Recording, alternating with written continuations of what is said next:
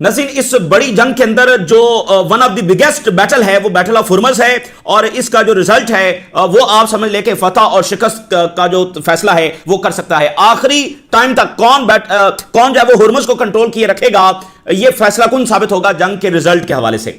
Iran के drones कम पड़ जाते हैं, ईरान के मिसाइल कम हो जाते हैं। अगर हुर्मस उनके कंट्रोल में रहा तो आप समझ लें कि अमेरिका की शिकस्त तो इसमें जो है वो पक्की है। अब फ्रांस से खबर ये सामने आ रही है कि उन्होंने बहुत सारे जो वॉरशिप्स हैं वो भेज दिए हैं इधर हुर्मस की तरफ इसको खुलवाने के लिए, और बरतानिया जो है वो कंसिडर कर रहा है कि वो भी अपने वॉरशिप्स भेजेगा, और हो सकता है और भी यूरोपियन कंट्रीज जो है वो भेजें, और जाहिर है कि अमेरिका के दबाव में वो भेज रहे हैं। और जैसे जापान को भी कहा है, साउथ कोरिया को भी कहा है, हो सकता है दबाव के अंदर आकर वो भी यहां पर जब वॉरशिप्स भेजें। दूसरी तरफ यह तैयारी की जा रही है कि जो खलीज फारस में खारक आइलैंड है, जिसका हम पिछले 1-2 दिन से तज़किरा कर रहे हैं, तो उसको जब कंट्रोल करना है, क्योंकि यहां से 90% जो ऑयल है वो ईरान का एक्सपोर्ट होता है।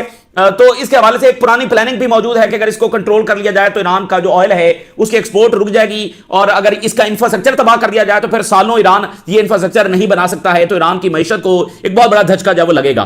तो ये दोनों जो चीजें हैं खारक आइलैंड के हवाले से कि वहां पर ऑयल इंफ्रास्ट्रक्चर को तबाह कर दिया जाए या फिर उसको जब वो कंट्रोल कर लिया जाए, इसीलिए मजीद मरीन्स भी आ रहे हैं। तो ये दोनों चीजें वहां पर अंडर कंसिडरेशन हैं।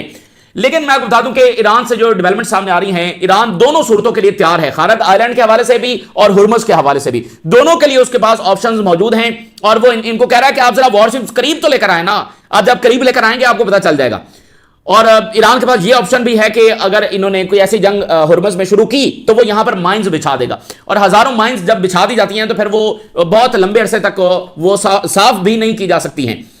तो फिर ये क्या करेंगे, और हुर्मस है वो लंबे अरसे के लिए बंद हो जाएगा। और दूसरी तरफ जो खारक आइलैंड है वहां पर ये जो जहाज जाने हैं तो वो भी तो हुर्मस से गुजर कर जाने हैं, वो तो आगे खलीज फारस के अंदर आइलैंड मौजूद है, तो फिर हुर्मस से गुजरेंगे तो आगे पहुंचेंगे। इसके अलावा और भी जो प्रिपरेशंस हैं वो ईरान के पास मौजूद हैं, इसके ऊपर हम जब वो बात करेंगे। असल में जो हुर्मस है ये बड़ा इंबैरेसमेंट का सबब बन रहा है सुपर पावर के लिए और उसके इत्तेहादियों के लिए, कि दुनिया की 20% से ज्यादा ऑयल और एनर्जी सप्लाई जहां से गुजर रही है वो अमेरिका के कंट्रोल में नहीं है।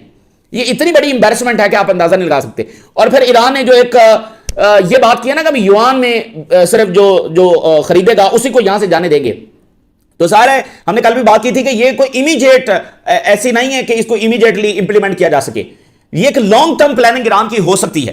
तो फिर अमेरिका क्या करेगा भाई, स्ट्रेट ऑफ हुर्मस तो ईरान के कंट्रोल में है ना, तो जंग करके भी वो नहीं खुलवा सके, बल्कि ईरान का तो कंट्रोल उस पर पक्का हो गया। तो कल को ईरान चाहे तो युआन के अंदर बेचे ऑयल, तो फिर अमेरिका क्या करेगा, बमबारी करेगा। बमबारी तो ऑलरेडी वो कर रहा है, क्योंकि अमेरिका ने जो लास्ट ऑप्शन था वो तो इस्तेमाल कर लिया है। ईरान मुज़ाकरात की टेबल पर बहुत सारी चीजें तय करने के लिए तैयार था, लेकिन अमेरिका ने अपनी अल्टीमेट फोर्स इस्तेमाल कर ली है। अब वो क्या धमकी देंगे ईरान को कि हम ये कर देंगे, वो सारा कुछ तो कर रहे हैं।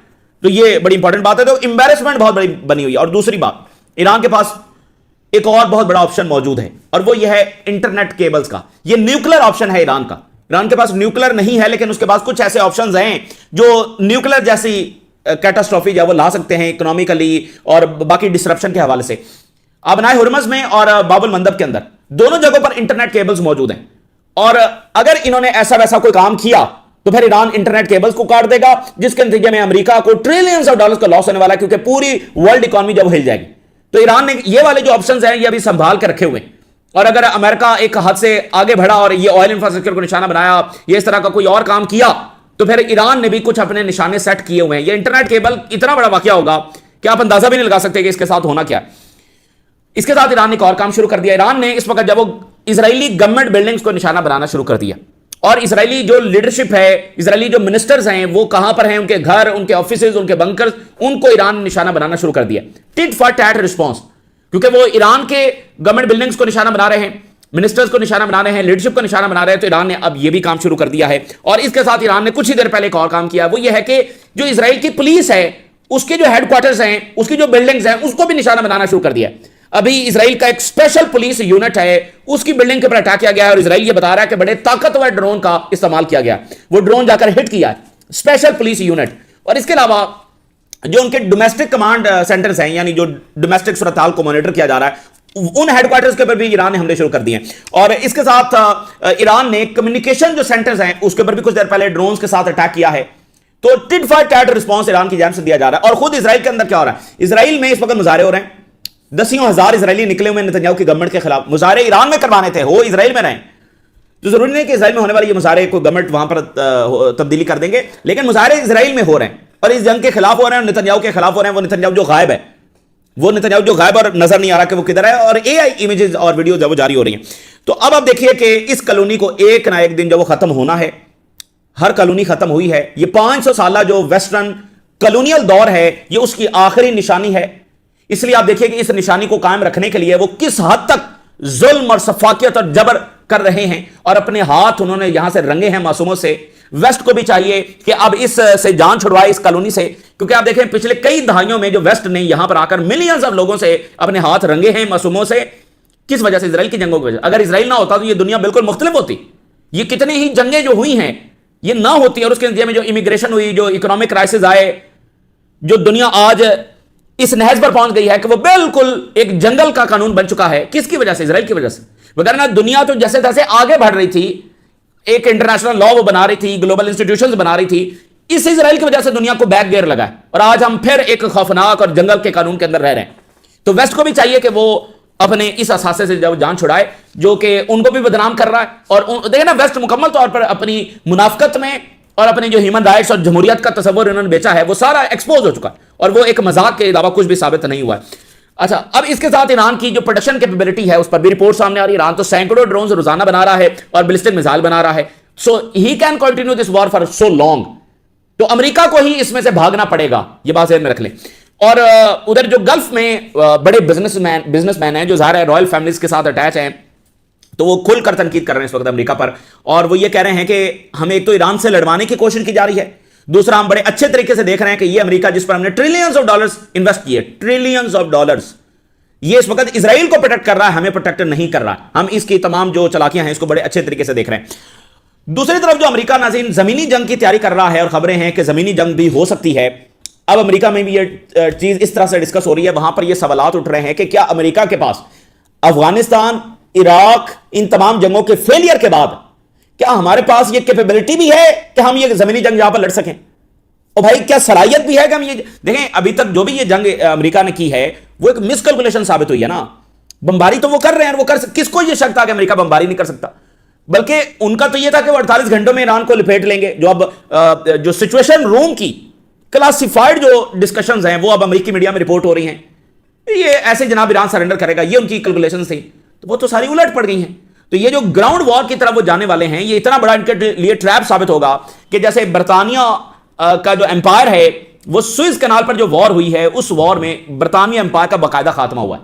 तो ये जंग भी इसके बाकायदा एम्पायर के खात्मे का सबब बन सकती है। और वैसे तारीख भी कैसी चीज है, आप नोट करें कि ईरान के साथ अफगानिस्तान 79 में अफगानिस्तान पर सोवियत यूनियन अटैक कर रहा है, 79 में ही ईरान में रेवोल्यूशन आ रहा है। सो सोवियत यूनियन का अफगानिस्तान में अटैक सोवियत यूनियन एम्पायर के खात्मे का सबब बना। तो कहीं ये ईरान पर जंग अमेरिकी एम्पायर के खात्मे का सबब ना बन जाए, कहीं ये ऐसा ना हो जाए।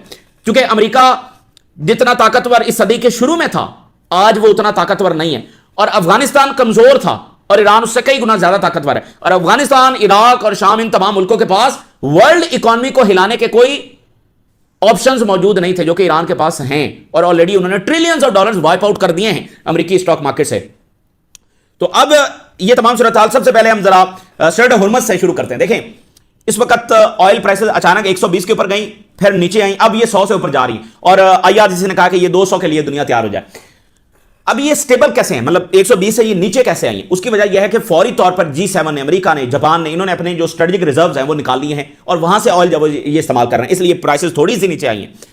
लेकिन ये स्ट्रेटेजिक रिजर्व्स ऐसे नहीं है कि ये 6 महीने इस्तेमाल कर सकते हैं, ये है चंद दिनों की बात। और जो ही ये स्ट्रेटेजिक रिजर्व ये 20%, 30%, 40% इस्तेमाल कर लेंगे, फिर इनके हाथ पांव फूलना शुरू हो जाएंगे।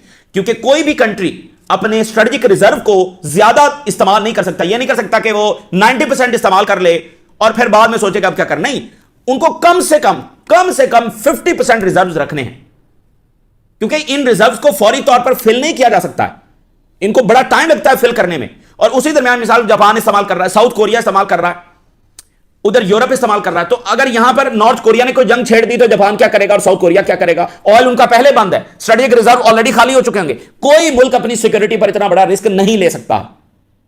और यूरोप, यूक्रेन की जंग जारी है, वो इतना बड़ा रिस्क लेंगे कि अपने रिजर्व जो वो खाली करके बैठ जाएं।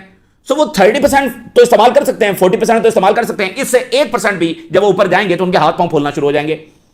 तो अब यानी कि प्राइसेस भी ऊपर जा रही हैं, लेकिन अगले चंद दिनों में जब ये रिजर्व्स खत्म होने के करीब होंगे, यानी जो मैंने आपको थ्रेशोल्ड बताया है वहां पर पहुंचने के करीब होंगे, तो फिर आप देखेंगे जो प्रेशर ट्रंप एडमिनिस्ट्रेशन के ऊपर आएगा।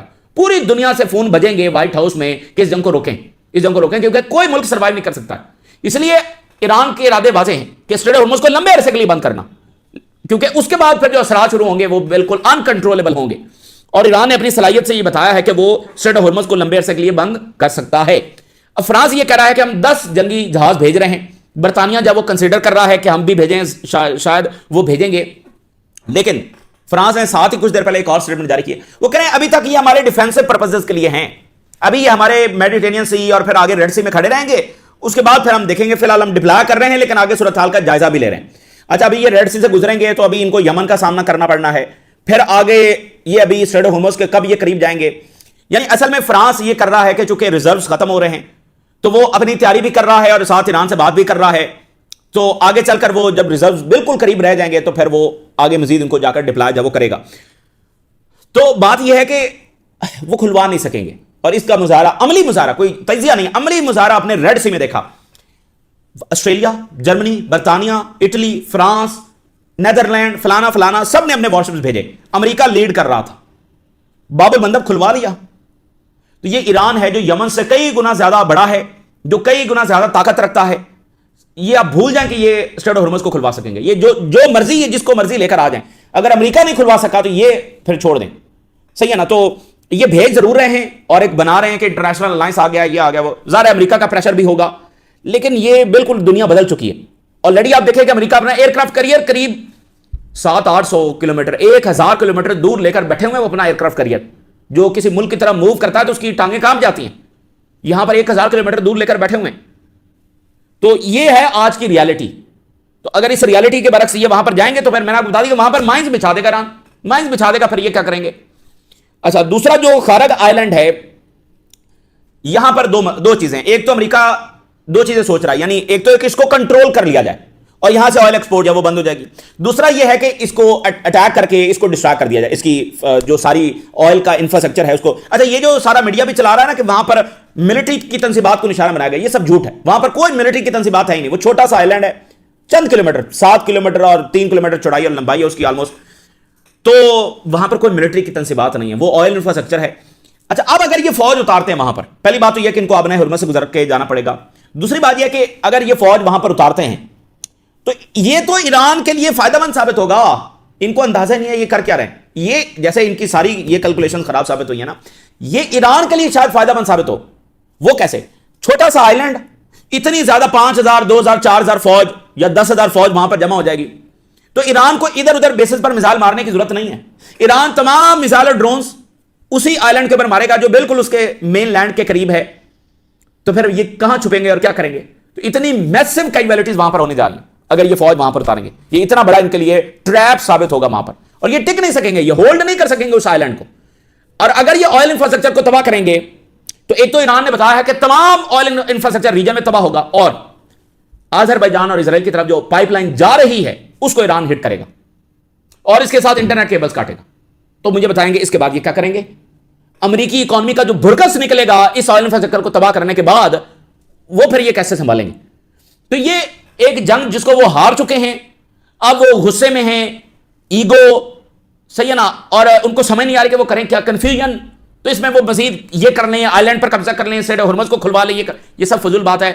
इसका रियलिटी से कोई ताल्लुक नहीं है, ये ब्लफ है और इनकी कैलकुलेशंस बिल्कुल जमीनी हकायक के बरक्स हैं। ये जितना आगे जाएंगे मजीद ब्लंडर से ब्लंडर जब करते चले जाएंगे, क्योंकि इस जंग की बुनियाद ही उसमें ही ये फेल हो चुके हैं।